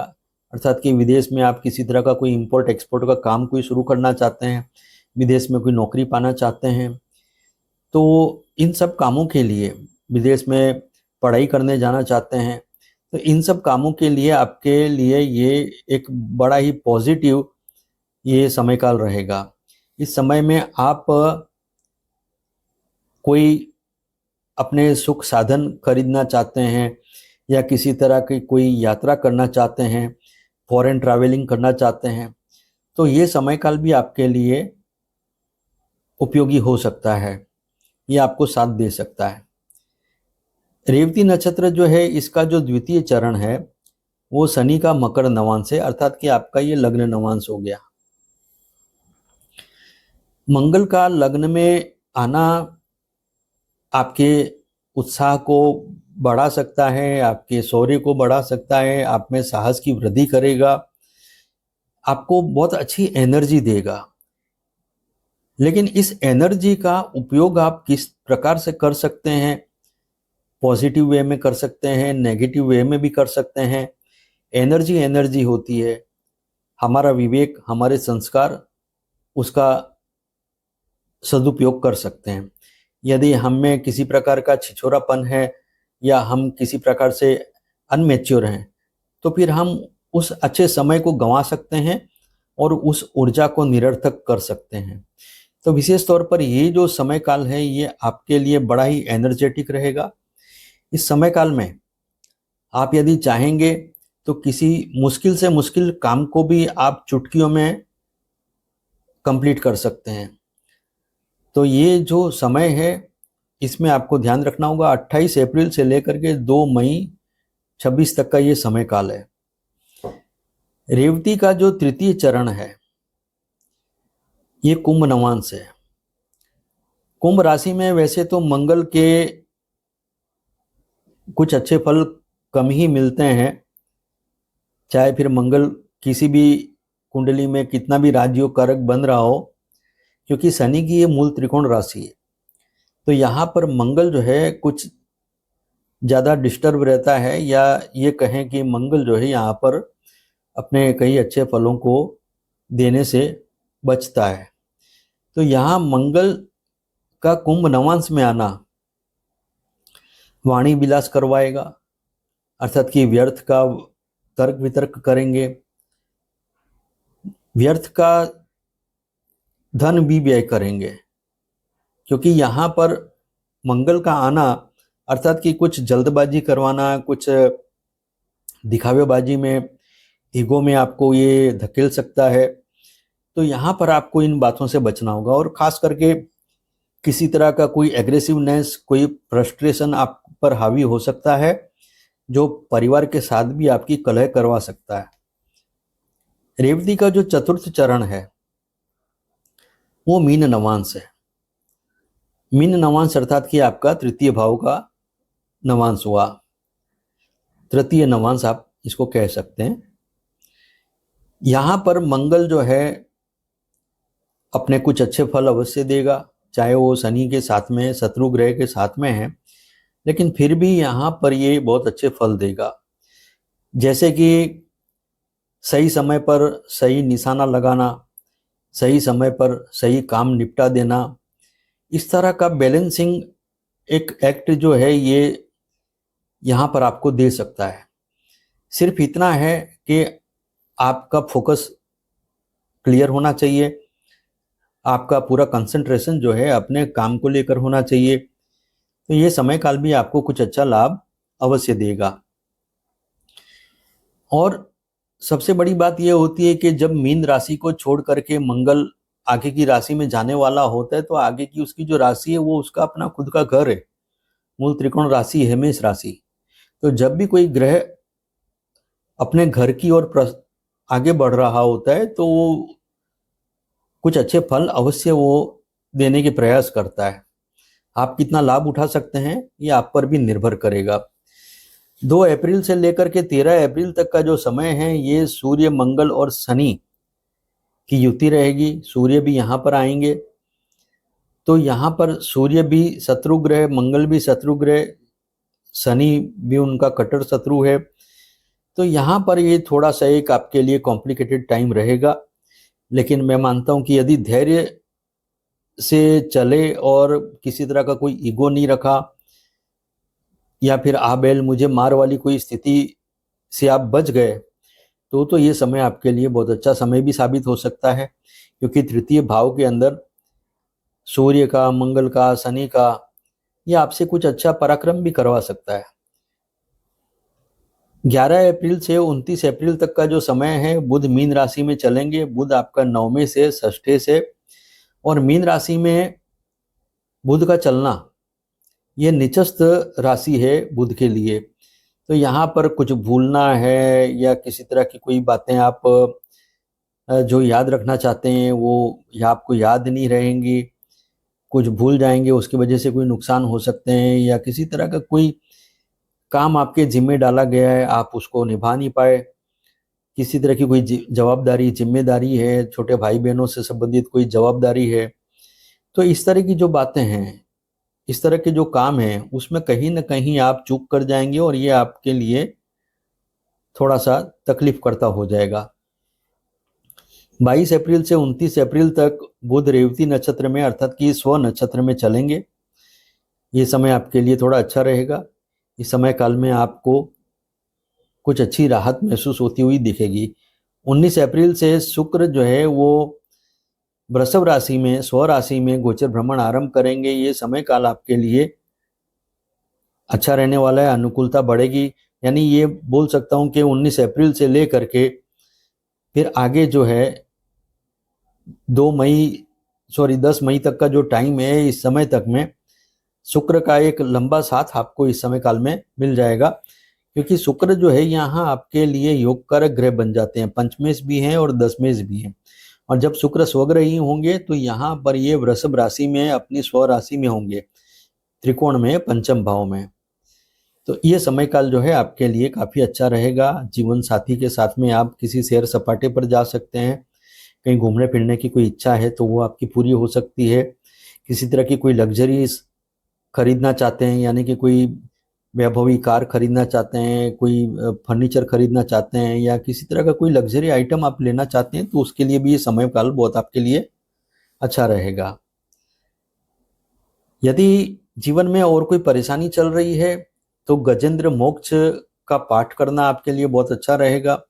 यदि किसी तरह की कोई बीमारी चल रही है या किसी तरह के कर्ज से आप पीड़ित हैं, कर्ज चुकाने में आपको परेशानी हो रही है, तो गजेंद्र मोक्ष का पाठ जो है वो आप नियमित रूप से करें, आपके लिए बहुत बेहतरीन आपको लाभ देगा। आइए अब हम कुंभ लग्न के जो जातक हैं इनके जीवन पर कुछ चर्चा करते हैं कि मंगल और शनि की जो युति होने वाली है, इसमें विशेष तौर पर इनको क्या कुछ प्रभाव पड़ेगा। पिछले समय में आपने देखा है कि मंगल की युति जब राहु से हुई है 23 फरवरी को, और उसके कुछ ही दिन बाद अर्थात कि 28 फरवरी को अमेरिका ईरान का युद्ध शुरू हुआ। तो जब भी किसी अशुभ ग्रह, क्रूर ग्रह की एक क्रूर ग्रह से युति होती है, या दृष्टि संबंध होता है, या किसी तरह का प्रतियुति होती है, तो ऐसे में देश दुनिया में व्यक्तियों के जीवन में किसी न किसी तरह का कोई कुछ प्रभाव अवश्य देखने में आएगा। किसी को शुभ प्रभाव भी मिल सकता है तो किसी को अशुभ प्रभाव भी मिलेगा। तो यहाँ पर हम देख रहे हैं कि कुंभ लग्न के जो जातक हैं इनके जीवन में क्या प्रभाव पड़ने वाला है। मंगल और शनि की युति जो है मीन राशि में द्वितीय भाव में होगी। इस समय काल में शनि के साथ मंगल की युति बनना, शनि लगने से, शनि आपका व्ययस भी है, और मंगल का शनि के साथ में आना ये आपके लिए एक तरह से आपको अधिक महत्वाकांक्षी बना सकता है। संपत्ति से जुड़े हुए कुछ विवाद आपको दे सकता है। किसी तरह के कोई महत्वपूर्ण कार्य आपके संपन्न अवश्य होंगे। धन से संबंधित भी आपके कुछ काम बनते हुए आपको अवश्य नजर आएंगे। यहाँ पर शनि के साथ में मंगल आपके अंदर घमंड की भावना भी भर सकता है, क्योंकि शनि लगने से और मंगल का यहाँ आ जाना अर्थात कि आपको कुछ ज्यादा तीव्र गति का एक व्यक्तित्व दे सकता है। यहाँ पर मंगल आपका जो है वो दशमेश है और साथ ही तृतीयेश भी है, तो आपके कर्म पर विशेष तौर पर कुछ अत्यधिक प्रभाव पड़ने की संभावना बन सकती है। आपके काम में तीव्रता होगी, आपके जो पद्धति है उसके अंदर कुछ परिवर्तन हो सकते हैं, और खास करके कुछ जो गोचर हैं मंगल के, जो आपके नक्षत्रों के हिसाब से, तो उसमें कुछ आपके लिए ये कुछ कष्ट और कुछ लाभ दोनों को दर्शा रहा है। जैसे कि पूर्वा भाद्रपद जो नक्षत्र है, इसमें चतुर्थ चरण में जब 2 अप्रैल से मंगल का गोचर आरंभ होगा कर्क नवांश में, तो ये आपका षष्ठ नवांश बनता है। षष्ठ नवांश के कारण मंगल जो है आपके लिए कुछ भागदौड़ वाला वातावरण बना सकता है। खास करके 2 अप्रैल से लेकर के 6 अप्रैल तक का जो समय है, इस समय तक में आपके सामने कुछ कार्य ऐसे आ सकते हैं कि जिसके लिए आपको कुछ ज़्यादा ध्यान देना होगा, ज़्यादा दिमाग दौड़ाना होगा या ज़्यादा खुद दौड़ना होगा। और इसके बाद में उत्तरा भाद्रपद जो नक्षत्र है शनि का नक्षत्र है। वर्तमान समय में आपका लग्न शनि जो है उत्तरा भाद्रपद नक्षत्र में अर्थात कि स्व नक्षत्र में चल रहा है। अब यहाँ प्रथम चरण में अर्थात कि सूर्य के सिंह नवांश में मंगल का गोचर भ्रमण होगा, ये अर्थात ये आपका सप्तम नवांश हो गया। सिंह राशि जो है आप देख रहे हैं कि यहाँ आपके सप्तम भाव में, तो सिंह नवांश में 6 अप्रैल से लेकर के 11 अप्रैल तक का जो टाइम है, इस समय काल में मंगल का जो गोचर है ये कुछ ज्यादा बलवान स्थिति में होगा, क्योंकि सिंह नवांश में मंगल को बल मिलता है। मंगल तृतीयेश भी है, दशमेश भी है। यहाँ पर एक बात अवश्य होगी कि कोई ऐसा काम हो सकता है, कोई ऐसी बात आपके सामने आ सकती है कि जिससे आपकी प्रतिष्ठा में कुछ वृद्धि हो, लेकिन साथ में आपकी जो आपका जो व्यक्तित्व है उसके अंदर कुछ आक्रोश वाला स्वभाव पैदा हो सकता है या कुछ ज्यादा कटु स्वभाव आपका बन सकता है। उत्तरा भाद्रपद जो नक्षत्र है इसका जो द्वितीय चरण है ये बुध का कन्या नवांश है। यहाँ पर 11 अप्रैल से लेकर के 15 अप्रैल तक का टाइम ये आपके लिए कुछ समस्या पैदा करने वाला बन सकता है, क्योंकि मंगल जो है तृतीयेश भी है, दशमेश भी है और आपके अष्टम नवांश में गोचर करेगा। सिंह नवांश में अपनी मित्र राशि में था और यहाँ पर ये शत्रु नवांश में आएगा, अर्थात कि ये मित्र नवांश है और ये शत्रु नवांश है। सिंह राशि जो है मित्र नवांश में आ गई और कन्या राशि जो है ये शत्रु नवांश में आ गई। तो यहाँ पर ये जीवन साथी के साथ में किसी तरह की कोई खटपट होना, जीवन साथी के स्वभाव में कुछ तीव्रता या कटुता देखने को मिले, अथवा तो ये हो सकता है कि जीवन साथी के स्वास्थ्य में किसी तरह की कोई परेशानी का आगमन हो। तो ये बातें यहाँ पर देखने में आ सकती है। उत्तरा भाद्रपद जो नक्षत्र है इसका जो तृतीय चरण है ये शुक्र का तुला नवांश है। तुला नवांश यानी कि आपका भाग्य नवांश हुआ। तो भाग्य नवांश में मंगल का जो गोचर है तृतीयेश होकर के और दशमेश होकर के, तो ये आपके भाग्य का कोई द्वार अवश्य खोलेगा कि जिसमें आपके कार्य की कोई तरक्की हो सकती है, आपको कोई नवीन अवसर मिल सकता है या आपको किसी तरह का कोई धन का लाभ हो सकता है या कर्म का लाभ हो सकता है। तो ये यहाँ पर संभावना बन सकती है। साथ ही आपके जो पिता हैं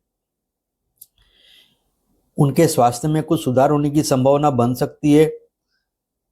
कुछ खर्च यहाँ पर बढ़े हुए अवश्य हो सकते हैं।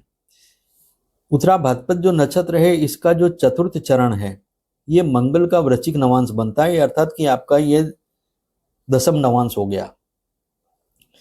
दशम नवांश में मंगल का जो गोचर है ये आपके लिए काफी अच्छा रहेगा। आपके लिए ये एक तरह से कोई ऐसी पद्धति आपको देगा कि जिससे आपको अपने कर्म में अपने कार्य पद्धति में आपको कुछ सफलता का दर्शन होगा। इस समय काल में आपका कार्य क्षेत्र का विस्तार होगा। इस समय काल में आपके कार्य की प्रशंसा होगी। रेवती नक्षत्र जो है ये बुध का नक्षत्र आ जाता है। बुध आपका पंचमेश है और अष्टमेश भी है। मूल त्रिकोण राशि जो है अष्टम भाव में पड़ती है और एक राशि जो है पंचम भाव में पड़ती है। कुंभ लग्न के लिए वैसे बुध जो है थोड़ा कष्टकारक भी बनता है, लेकिन ये लाभ देने वाला भी साबित होता है, क्योंकि एक राशि त्रिकोण में आ जाती है। और ज्योतिष शास्त्र में एक सिद्धांत है कि यदि किसी ग्रह की कोई राशि 6, 8, 12 में गई हो, लेकिन उसकी एक राशि कोई त्रिकोण में आ गई हो, तो वो ग्रह जो है उसका पॉजिटिव, उसका जो ऑरा है वो ज्यादा बढ़ जाएगा, अर्थात कि उसके शुभ फलों में वृद्धि होगी। हाँ, कुछ कष्ट भी वो जरूर देगा। अब यहां पर मंगल का जो गोचर है वो गुरु के धनु नवांश में होगा। अब आपके अष्टम भाव में धनु नवांश में मंगल का जो गोचर है, अर्थात कि ये आपका लाभ नवांश हो गया। धनु राशि आपके लाभ भाव में आती है, तो धनु नवांश में अर्थात कि लाभ नवांश में आपका मंगल का जो गोचर है ये 24 अप्रैल से लेकर के 28 अप्रैल तक का टाइम है। यहां पर एक बात अवश्य होगी कि आपके पराक्रम से संबंधित, आपके कर्म से संबंधित किसी न किसी तरह का कोई यश मिलना, कोई प्रतिष्ठा मिलना, या किसी तरह का पिछले समय में किए गए किसी काम का कोई विशेष लाभ मिलना, यहाँ पर यह संभव बन सकता है। तो लाभ नवांश में विशेष तौर पर मंगल के कुछ शुभ फल अवश्य मिलेंगे। इसके बाद में हम बात करते हैं कि रेवती नक्षत्र के ही द्वितीय चरण में, अर्थात के शनि के मकर नवांश में। तो मकर नवांश जो है ये आपका देखिए व्यय नवांश बनता है, लेकिन आपको ये अच्छी तरह से पता है कि मकर राशि में मंगल जो है ये उच्च का होता है। तो मंगल का यहां पर गोचर तृतीयेश और दशमेश मंगल का मकर नवांश में जो गोचर है ये आपके लिए विदेश से किसी प्रकार के आपके विशेष व्यय से आपको कोई सुख लाभ अवश्य यहां पर प्राप्त होगा। खास करके जिन लोगों का व्यापार विदेश से जुड़ा हुआ है, मल्टीनेशनल कंपनियों से जुड़ा हुआ है, या कोई मल्टीनेशनल कंपनी में जॉब कर रहे हैं, व्यापार कर रहे हैं, या कोई विदेश में पढ़ाई कर रहे हैं, तो ऐसे व्यक्तियों को किसी न किसी तरह का कोई अपॉर्चुनिटी मिलना, किसी तरह का कोई लाभ मिलना यह अवश्य बनता है। लेकिन एक बात और भी है कि यहाँ पर जो मकर नवांश है ये आपका व्यय भाव में आया है, तो कोई विशेष खर्च भी यहाँ पर अवश्य आपके सामने उपस्थित होंगे। रेवती नक्षत्र का जो तृतीय चरण है ये शनि का कुंभ नवांश बनता है। अब कुंभ नवांश यानी कि आपका लग्न का नवांश हो गया।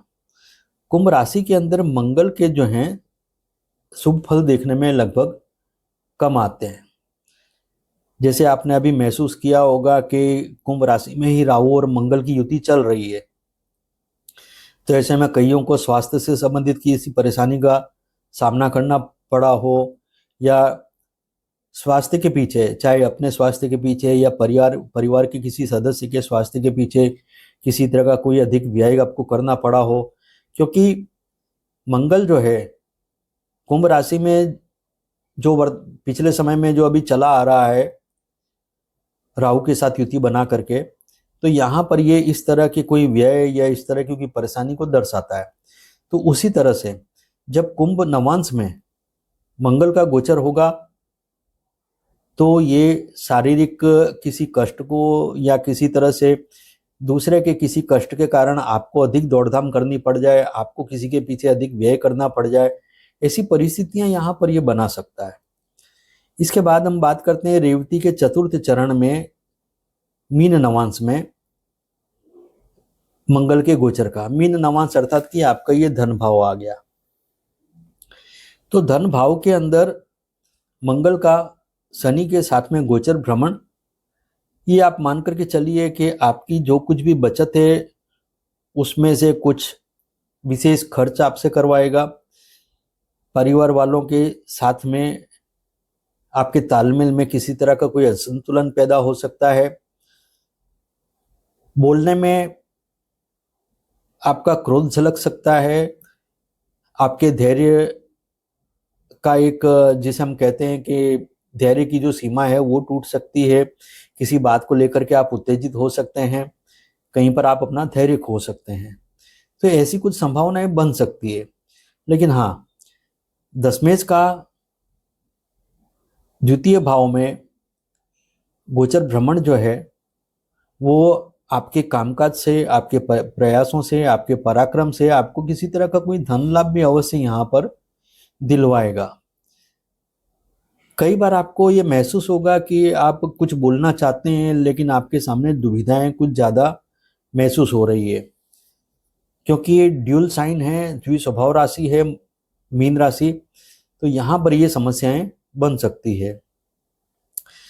विशेष तौर पर 8 मार्च से लेकर के 11 अप्रैल तक शनि ग्रह जो हैं ये अस्त चलने वाले हैं।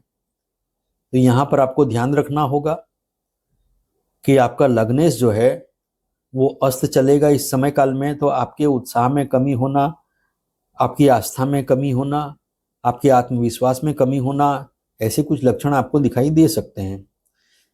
शनि जो है वो सैडनेस को रिप्रेजेंट करता है, मंगल जो है एग्रेशन को रिप्रेजेंट करता है।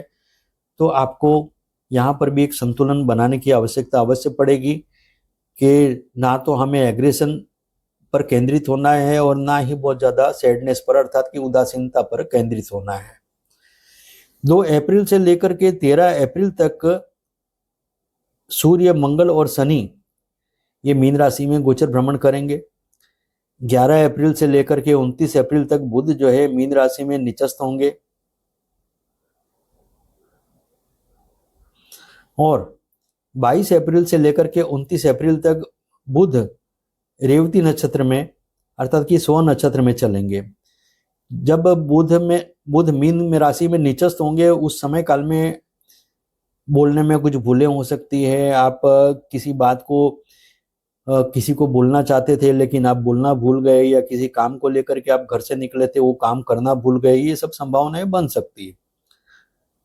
19 अप्रैल से शुक्र जो है वृषभ राशि में आएगा, स्व राशि में अर्थात कि आपके चतुर्थ भाव में। शुक्र आपके लिए योग कारक भी है।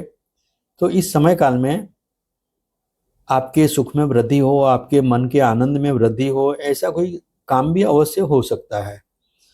विशेष तौर पर कुंभ लग्न के जो जातक हैं इनके जीवन में यदि किसी तरह की कोई परेशानी चल रही है या कुछ ज़्यादा समस्याएं महसूस हो रही हैं तो ऐसे में विष्णु सहस्त्र नाम जो है बुधवार के दिन करना वो आपके लिए ज़्यादा बेहतर रहेगा। आइए अब हम बात करते हैं मीन लग्न के जो जातक हैं इनके जीवन में मंगल और शनि की युति का क्या कोई प्रभाव देखने में आएगा, कोई शुभ प्रभाव मिलेगा अथवा तो किसी प्रकार का कोई कष्ट मिलने वाला है, इसकी हम चर्चा करेंगे। पिछले समय में आपने देखा कि जब मंगल की युति राहु के साथ हुई थी 23 फरवरी को, 28 फरवरी से युद्ध का आरंभ हो गया। अमेरिका और ईरान का देश दुनिया में काफी प्रकार की हलचल आप देख रहे हैं। कई देशों में और भी उत्पात हो गया, कहीं पे किसी चीज का अभाव हो रहा है, कहीं पे किसी चीज की समस्या पैदा हो रही है। तो जब भी कोई क्रूर ग्रह, कोई अशुभ ग्रह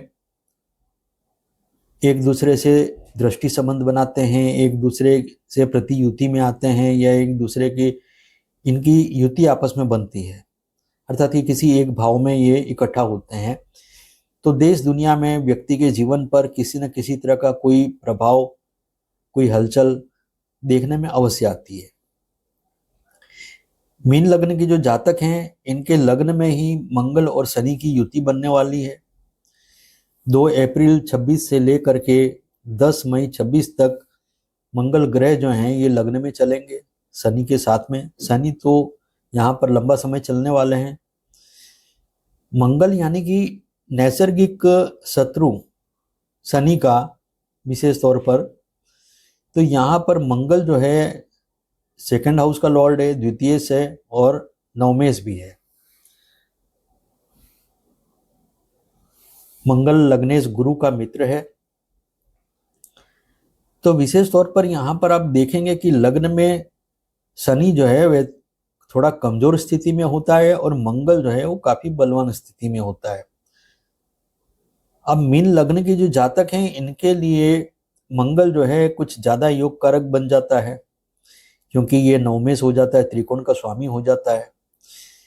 तो मंगल का जो गोचर है यहाँ पर एक विशेष तौर पर शनि के कुछ दुष्प्रभावों से ये मुक्त अवश्य करेगा, लेकिन लग्न में शत्रु ग्रह के साथ में मंगल का यहाँ उपस्थित होना कई तरह के साइड इफेक्ट्स भी अवश्य देगा। 2 अप्रैल से पूर्वा भाद्रपद नक्षत्र के चतुर्थ चरण में, अर्थात कि चंद्र के कर्क नवांश में मंगल का गोचर होगा 2 अप्रैल से लेकर के 6 अप्रैल तक। कर्क नवांश यानी आपका ये पंचम नवांश हो गया। अब पंचम नवांश के अंदर मंगल का जो गोचर भ्रमण है ये आपके लिए थोड़ा सा कष्टकारी रह सकता है, आपकी संतान के लिए थोड़ा कष्टकारी रह सकता है, आपके विद्याभ्यास के लिए भी थोड़ा सा कष्टकारी रह सकता है, लेकिन हाँ ये आपको असफलता नहीं देगा। अर्थात कि जैसे कि आप परीक्षा देने जा रहे हैं, परीक्षा देने के लिए आपको जो तैयारी करनी चाहिए थी उसके लिए आपको अच्छा समय नहीं मिल पाया होगा, या फिर आप किसी तरह की परेशानियों को झेलते हुए आप परीक्षा देने गए हैं, तो ऐसी सब समस्याएं अवश्य हो सकती हैं। आपकी संतान के सामने किसी तरह की कोई चैलेंजिंग सिचुएशन आ गई हो, आपकी संतान को कई तरह की कोई परेशानियों का सामना करना पड़ गया हो, ये संभावनाएं बन सकती है। लेकिन चाहे आपका खुद का विद्याभ्यास है या तो फिर आपकी संतान की तरक्की से जुड़ी हुई कोई बात है, उसमें संघर्ष अवश्य है लेकिन सफलता भी अवश्य है। तो यहाँ पर मंगल नवमेश भी है और सेकंड हाउस का लॉर्ड भी है। तो पंचम नवांश में जब नवमेश का गोचर भ्रमण होगा तो आप ये मान करके चलिए कि बाकी साथ भी अवश्य देगा। उत्तरा भाद्रपद जो नक्षत्र है इसके प्रथम चरण में, अर्थात कि ये सूर्य का सिंह नवांश बनता है। सूर्य मंगल का नैसर्गिक मित्र है। 6 अप्रैल 26 से लेकर के 11 अप्रैल 26 तक का जो समय काल है, इस समय काल में मंगल जो है आपके षष्ठ नवांश में, अर्थात कि ये सिंह राशि जो यहाँ पड़ती है ये षष्ठ भाव है, तो ये षष्ठ नवांश कहा जाएगा। तो षष्ठ नवांश में मंगल का जो गोचर भ्रमण है ये आपके लिए काफी अच्छा साबित होगा, क्योंकि यहाँ पर मंगल जो है षष्ठ भाव में मंगल अच्छे फल देता है। तो षष्ठ नवांश में मंगल का जो गोचर भ्रमण है आपकी एनर्जी बढ़ाने वाला, आपकी प्रतिस्पर्धाओं के लिए आपको काफी अच्छी शक्ति देने वाला, कई प्रकार के चैलेंजिंग कामों में आपको कुछ सफलता देने वाला ये अवश्य साबित होगा। नौकरी से संबंधित भी ये आपके लिए समयकाल अच्छा रहेगा। उत्तरा भाद्रपद नक्षत्र का जो द्वितीय चरण है ये कन्या नवांश बनता है, अर्थात कि आपका ये सप्तम नवांश। यहाँ पर मंगल का जो गोचर है आपके लिए थोड़ा कष्टकारी साबित हो सकता है, क्योंकि सप्तम भाव में मंगल के अच्छे फल नहीं मिलते और जन्म कुंडली में किसी के सप्तम नवांश में यदि मंगल है तो भी वो परेशानी का कारण जरूर बन सकता है। विशेष तौर पर व्यापार से संबंधित कोई समस्याओं में आप घिर सकते हैं, जीवन साथी के साथ में किसी विवाद में आप फंस सकते हैं, या फिर आप अपने किसी लक्ष्य को लेकर के, अपने किसी काम को लेकर के बहुत ज्यादा ही एक्साइटमेंट में थे, तो वहां पर आपको किसी तरह की कोई निराशा अवश्य देखने में आ सकती है। उत्तरा भाद्रपद जो नक्षत्र है, ये तृतीय चरण है उत्तरा भाद्रपद का, जो इसमें तुला नवांश बनता है। तुला नवांश जो है वो आपके लिए अष्टम नवांश होता है। ये देखिए, अब तुला नवांश जो है ये आपके लिए अष्टम नवांश हो गया। तो अष्टम नवांश में मंगल का जो गोचर भ्रमण है, ये आपके धन से संबंधित तो किसी न किसी तरह की सफलता को अवश्य दिखाता है, लेकिन पैतृक संपत्ति से संबंधित किसी तरह के कोई कष्ट को दिखाता है। जीवन साथी के साथ में विवाद में, अथवा तो आपके ससुराल पक्ष के साथ में किसी तरह के जो भी संबंध है उसमें किसी तरह की कोई परेशानी का कारण ये पैदा कर सकता है। विशेष तौर पर किसी तरह की कोई चोट लगना या कहीं पर अपमानित हो जाना, ये संभावनाएं आपके सामने आ सकती है। उत्तरा भाद्रपद जो नक्षत्र है, इसका जो चतुर्थ चरण है ये मंगल का वृश्चिक नवांश है। वृश्चिक नवांश का मतलब है ये आपका भाग्य नवांश हो गया। मंगल का भाग्य नवांश में जो गोचर भ्रमण है, ये 19 अप्रैल से लेकर के 24 अप्रैल तक का है। यहां पर आप पाएंगे कि भाग्य आपको साथ देता हुआ दिखेगा। भाग्य से संबंधित आपकी कुछ अपेक्षाएं हैं। पिछले समय में आपने कोई काम किया था, उस काम के फल को लेकर के आप प्रतीक्षा कर रहे हैं, वो काम आपका नहीं बना था, तो यहाँ पर वो काम बनता हुआ नजर आएगा। जो कोई काम आप कर चुके हैं उसका फल आपके हाथ में आएगा। और विशेष तौर पर विदेश से संबंधित कोई काम आप करने जा रहे हैं, पढ़ाई से संबंधित कोई काम ऐसा आप करने जा रहे हैं कि जहाँ पर विदेश का कहीं कनेक्शन होता है, तो उसमें भी आपको कुछ सफलता अवश्य मिलेगी। आपके पिता के स्वास्थ्य में सुधार होगा, आपके पिता से आपको सहयोग मिलेगा। आपके हाथ से आप कोई ऐसा कर्तव्य आप पूरा करेंगे कि जिसके कारण आपको प्रशंसा मिल सकती है। आपकी लोकप्रियता यहाँ पर बढ़ने के भी चांस बन सकते हैं। रेवती नक्षत्र जो है, इसका जो प्रथम चरण है उसमें मंगल का जो गोचर है धनु नवांश में होगा। धनु नवांश का मतलब है कि ये आपका दशम नवांश हो गया। अब यहां पर बुध जो है, रेवती नक्षत्र का स्वामी है। बुध आपका चतुर्थेश भी है और सप्तमेश भी है। तो यहां पर मंगल जो है थोड़ा अप्रसन्न अवश्य होता है, लेकिन धनु नवांश में, अर्थात कि आपके दशम नवांश में मंगल का जो गोचर है ये आपके लिए कुछ विशेष महत्वपूर्ण अवश्य बनेगा। यदि आप बहुत ज्यादा लॉजिकल ना बने, बहुत ज्यादा आप तर्क वितर्क ना करें, बहुत ज्यादा बहस ना करें, तो ये समय आपके लिए अच्छा साबित हो सकता है। और आपको बहुत बचने की कोशिश करनी होगी बहस करने से या किसी तरह के तर्क वितर्क करने से। यदि आपका मन है काम करने का, तो पूरे समर्पण के साथ, पूरी आस्था रखते हुए आप उस काम को करें, अन्यथा उस काम को ना करें तो वो आपके लिए ज़्यादा बेहतर रहेगा। यहाँ पर तर्क वितर्क बढ़ने का या किसी तरह का आपके अंदर नेगेटिविटी पैदा होने का चांस इसलिए ज़्यादा बढ़ जाता है क्योंकि मंगल अपने शत्रु ग्रह के साथ में गोचर भ्रमण करेगा। और जब वो धनु नवांश में, अर्थात कि दशम नवांश में गोचर भ्रमण करेगा, तो ये कहीं न कहीं ईगो के कारण, कहीं न कहीं बहुत ज़्यादा अपेक्षाएं रखने के कारण या बहुत ज़्यादा जल्दबाजी करने के कारण आपके काम को बिगाड़ सकता है, आपकी प्रतिष्ठा को खंडित कर सकता है। अर्थात कि जिस किसी काम के लिए आप अपने आप को बड़ा निपुण व्यक्ति मानते थे, यहाँ पर वो प्रतिष्ठा आपकी खंडित हो सकती है। तो इस बातों का आपको ध्यान रखना होगा। रेवती नक्षत्र का जो द्वितीय चरण है, अर्थात कि ये शनि का मकर नवांश हो गया। 28 अप्रैल 26 से लेकर के 2 मई 26 तक का जो समय काल है आपके लाभ नवांश में, और वो अपनी उच्च नवांश में, क्योंकि मकर राशि जो है मंगल के लिए उच्च राशि होती है, तो वो अपने उच्च नवांश में गोचर भ्रमण करेगा। नवमेश का अपने उच्च नवांश में भ्रमण करना, धनेश का अपने उच्च नवांश में भ्रमण करना, धर्म से संबंधित, कर्तव्यों से संबंधित और परिवार से संबंधित, धन से संबंधित आपको कोई ना कोई विशेष लाभ यहाँ पर अवश्य मिलेंगे। यहाँ पर सिर्फ आपको एक नियम अपनाना होगा कि सब्र से काम लेना है, धैर्य से काम लेना है।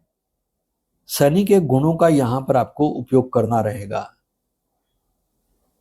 जल्दबाजी करने जाएंगे, आपका काम बिगड़ेगा, आपकी स्वभाव की आलोचना होगी। तो यहाँ पर इन बातों से आपको बचना होगा। पिता से आपको पूरा सहयोग मिलेगा, पिता से आपको कोई लाभ मिल सकता है, पैतृक संपत्ति से कोई लाभ मिल सकता है। और विशेष तौर पर बड़े भाई बहन हैं तो उनसे किसी तरह की कोई अपेक्षा है या उनके सहयोग की आपको अपेक्षा है तो आपको पूरा सहयोग मिलेगा। यदि कोई बड़े ऑफिसर हैं उनसे आपको लाभ मिलेगा, चाहे आप धंधा कर रहे हैं, व्यापार कर रहे हैं, नौकरी कर रहे हैं, तो आपसे जो ऊपरी वर्ग है उनसे जुड़े हुए जो लोग हैं उनसे आपको लाभ मिलने की पूरी पूरी संभावना बन सकती है। सिर्फ इतना है कि आपको अपने स्वभाव में विनम्रता रखते हुए काम करना होगा। ये समय काल आपके लिए काफी अच्छा साबित हो सकता है। रेवती नक्षत्र के तृतीय चरण में अर्थात कि शनि का ये कुंभ नवांश होगा जिसमें 2 मई 26 से 7 मई 26 तक का समय काल मंगल के गोचर भ्रमण का रहेगा। कुंभ राशि जो है आपके व्यय भाव में आती है। कुंभ राशि में मंगल जो है वो थोड़ा सा अनकंफर्टेबल होता है, लेकिन यहां पर मंगल जो है धनेश भी है तो नवमेश भी है, और नवमेश का व्यय नवांश में गोचर भ्रमण करना यह आपके लिए विदेश के द्वार खोलने वाला होगा। कोई विशेष सुख सुविधा के साधन आप खरीदना चाहते थे जो खरीद नहीं पा रहे थे तो वो आप खरीद पाएंगे। लेकिन एक बात अवश्य होगी कि वो जो कुछ भी आप सामान खरीदेंगे वो आपको बहुत अच्छा लंबा सुख देगा, लेकिन कुछ ज्यादा धन व्यय हो जाने के चांस आपके जरूर बन सकते हैं। या तो ये भी हो सकता है कि कोई सामान आप लेने गए, आपको महंगा मिल गया, लेकिन किसी प्रकार के सुख सुविधा के साधन की खरीदी यहाँ पर संभव बन सकती है। और विशेष तौर पर यदि विदेश से संबंधित कोई काम है तो उसमें भी आपको कुछ अच्छी सफलता अवश्य मिलेगी, लेकिन हाँ, व्यय कुछ आवश्यकता से अधिक होने की संभावना जरूर बनेगी। अब हम बात करते हैं कि रेवती के चतुर्थ चरण में अर्थात कि गुरु का मीन नवांश 7 मई 26 से लेकर के 10 मई 26 तक आपके लग्न नवांश में, मीन राशि आपके लग्न भाव में पड़ती है। आपके लग्न नवांश में मंगल का गोचर चलने वाला है। मंगल लग्न में ही गोचर भ्रमण कर रहा है और लग्न के नवांश में भी गोचर भ्रमण जब आरंभ होगा तो इस समय काल में आपको एक विशेष लाभ अवश्य मिलेगा, और वो विशेष लाभ है आपके लिए सुकून का, कि किसी तरह का कोई कार्य पूरा हो जाने के कारण आप सेटिस्फाइड होंगे, आपको कुछ संतोष मिलेगा। लेकिन एक बात याद रखेंगे कि यदि आपने अपने आप को मिली हुई जो भी कोई उपलब्धि है उसका अभिमान किया तो फिर आपका जो है वो कुछ काम जो है बिगड़ सकता है, अथवा तो आपका आनंद कम हो सकता है। तो विशेष तौर पर यहाँ पर ध्यान रखें। भाग्य वो धन की वृद्धि होगी, परिवार में भी कुछ सुख शांति का आगमन यहाँ अवश्य हो सकता है। मंगल और शनि की जो युति है स्वभाव में खर्च की वृद्धि अवश्य बढ़ाएगी, उत्तेजना बढ़ सकती है, एग्रेशन बढ़ सकता है। किसी प्रकार का कोई भय जो है आपको अकारण परेशान कर सकता है। जो आपका वैवाहिक जीवन है उसमें तनाव भी बढ़ सकता है और जिम्मेदारी भी बढ़ सकती है। महिलाओं में कुछ मेंस्ट्रुअल जो प्रॉब्लम है, मेंस्ट्रुअल साइकिल जो है उसमें कुछ प्रॉब्लम खड़ा हो सकता है। जो 45 से अधिक के उम्र के जो लोग हैं उनको स्पाइन से रिलेटेड आर्थराइटिस की समस्याएं बढ़ना, इस तरह की समस्याएं उनके सामने बढ़ सकती है। जो सरकारी अधिकारी हैं या तो जो पॉलिटिशियन हैं उनके लिए ये समय काल काफी अच्छा साबित हो सकता है। इस विशेष युति में आपको एक विशेष ध्यान अवश्य रखना है कि बहुत ज्यादा स्वार्थ केंद्रित यदि आप हुए तो इस पावरफुल एनर्जेटिक सिचुएशन का आप लाभ नहीं उठा पाएंगे। 8 मार्च से 11 अप्रैल तक शनि जो है ये अस्त चलने वाला है, तो इस समय काल में मंगल का जोर बढ़ा हुआ होगा। मंगल आपको कुछ अच्छे लाभ अवश्य दिलवा सकता है। शनि और मंगल जो हैं सैडनेस और एग्रेशन को रिप्रेजेंट करते हैं, अर्थात कि शनि सैडनेस को रिप्रेजेंट करता है और मंगल जो है वो एग्रेशन को रिप्रेजेंट करता है। तो कभी तो आप एकदम उदास हैं और कभी एकदम क्रोधी बन गए, ये आपके स्वभाव में झलकेगा। बाकी आपके संस्कार, आपका विवेक, आपके अनुभव, इन सब बातों में आपको बचा करके बाहर निकाल सकते हैं और मिले हुए लाभ का आपको आनंद दिला सकते हैं। 2 अप्रैल से 13 अप्रैल तक का जो समय काल है, इसमें आप देखेंगे कि सूर्य मंगल शनि की युति बनने वाली है। सूर्य और मंगल दोनों शनि के लिए विशेष शत्रु ग्रह हैं, लेकिन यहाँ पर सूर्य भी आपके लिए कुछ परेशानी का कारण बन सकता है, क्योंकि सूर्य जो है आपका षष्ठेश है। तो किसी तरह के लड़ाई झगड़े करवाना, बहुत ज़्यादा उत्तेजना देना, हर बात में लड़ने के लिए उत्साहित करना, ये संभावनाएं बन सकती है। तो यहाँ ये बातों से बचना होगा। 11 अप्रैल से लेकर के 29 अप्रैल तक का जो समय काल है, ये बुध जो है आपका सप्तमेश और आपका चतुर्थेश नीचस्थ चलने वाला है। तो इस समय काल में यदि आप अपने स्वार्थ से परे होकर के सोचेंगे तो आप बचे रहेंगे, और यदि आप ज्यादा स्वार्थ केंद्रित हुए तो आप नुकसान खा सकते हैं, कोई चीटिंग आपके साथ भी हो सकती है। 22 अप्रैल से लेकर के 29 अप्रैल तक का जो समय काल है, इस समय काल में बुध जो है वो रेवती नक्षत्र में, स्व नक्षत्र में चलेगा। ये समय काल आपके लिए कुछ अच्छे समाचार देने वाला साबित हो सकता है। 19 अप्रैल से शुक्र जो है वृषभ राशि में, स्व राशि में चलने वाला है। वृषभ राशि आपके 3rd हाउस में पड़ती है, तो किसी तरह का इमेजिनरी आपका वर्क है, किसी तरह का कुछ प्लानिंग करने का आपका कामकाज है, मैनेजमेंट करने का कामकाज है, या फिर किसी तरह का कोई कम्युनिकेशन का जो कुछ कामकाज है, उन सब कामों के लिए आपके लिए ये कुछ अच्छा अनुकूल वातावरण पैदा करेगा। कोई गहरी सूझबूझ देने का काम भी कर सकता है, क्योंकि शुक्र जो है इसकी एक राशि आपके अष्टम भाव में है, गूढ़ रहस्य का भाव भी है ये। तो आपको कुछ अननोन जो फीचर्स हैं वो आपके सामने प्रत्यक्ष होंगे। कई ऐसी बातें हैं कि जो आप दुनिया के सामने कुछ अजूबे के तौर पे, कोई नई पद्धति के तौर पे आप रख पाएंगे। ऐसा कोई प्रयास आपका यहाँ पर सफल हो सकता है। मीन लग्न के जो जातक हैं, इनके जीवन में यदि किसी तरह की कोई समस्या चल रही है तो आपके लिए सबसे ज्यादा अच्छा रहेगा कि आप बृहस्पति गायत्री मंत्र का जाप करें, और साथ ही हनुमान चालीसा का पाठ आप नित्य प्रातःकाल करेंगे तो बहुत ज्यादा अच्छा रहेगा।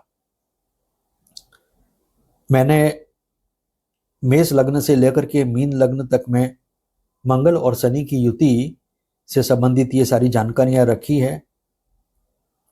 एक वीडियो हमारा जो बना है वो मेष लग्न से लेकर के कन्या लग्न तक का बना है, और दूसरा जो वीडियो हमारा बना है तुला लग्न से लेकर के मीन लग्न तक का बना है। मैं आशा करता हूं कि जिनका जो भी लग्न है उससे संबंधित उनको ज्ञान विज्ञान का लाभ मिलेगा, अर्थात कि उनको जानकारी मिलेगी। और साथ ही जिनको ज्योतिष शास्त्र में अध्ययन की रुचि है, जिनको ज्योतिष शास्त्र में ज्ञान प्राप्ति की रुचि है, उनके लिए भी ये नक्षत्र और नवांश में जिस तरह से मंगल का गोचर भ्रमण के बारे में हमने बताया है, उसे उनको भी काफी कुछ अच्छा जानने को मिलेगा। धन्यवाद, नमस्कार।